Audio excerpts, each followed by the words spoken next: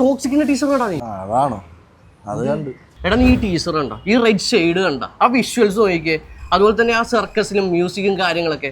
എടാ എന്നെ അടിപ്പനായിട്ട് ചെയ്തത്. എടാ KGF മാസാണെങ്കിൽ ഇത് ഡബിൾ മാസ്. എടാ നീ തള്ളി എവിടെ കൊണ്ടുപോകാം? യഷ്യന്റെ കരിയറിൽ ഏറ്റവും വലിയ റിസ്ക് ആണ് എടുക്കുന്നത്.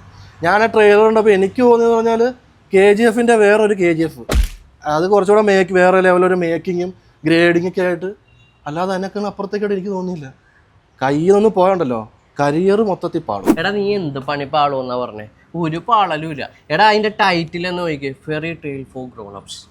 അതുപോലെ തന്നെ 4 വർഷം കഴിഞ്ഞിട്ടാണ് യഷിന്റെ അടുത്തൊരു പടം വരാൻ വേണ്ടി പോണത്, അതും ഗീതു മോഹൻദാസിന്റെ.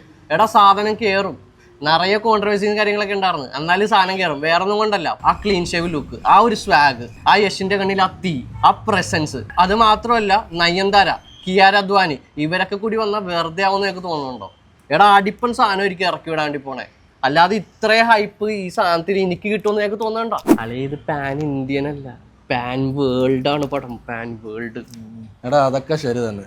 ടൈറ്റിൽ ലോഞ്ച് ഇറങ്ങിയുള്ള കോൺട്രവേഴ്സീസ്, സെയിൻറ്റ് മൈക്കിൾ വിവാദം, ക്രിസ്ത്യൻ കമ്മ്യൂണിൽ നിന്ന് പരാതി പോയിട്ടുണ്ട്. മാർച്ച് 19 ദുരന്തർ 2 ക്ലാഷാ. അത്രേ പറഞ്ഞുള്ളൂ. പണിപാടാൻ നല്ല ചാൻസ് ഉണ്ട്. എടാ വിവാദം ഉള്ളിടത്തെ കച്ചവടം ഉള്ളൂ. യശ് ഒരു ബ്രാൻഡാണ്.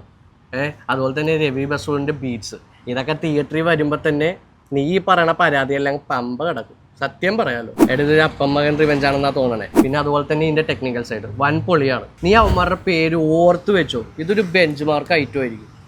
അവരുടെ പേരില്ലേ എന്തൊക്കെ വന്നാലും ചർച്ച ചെയ്യപ്പെടും റിലീസ് ചെയ്യുമ്പോൾ, അത് ഷുവറാണ്.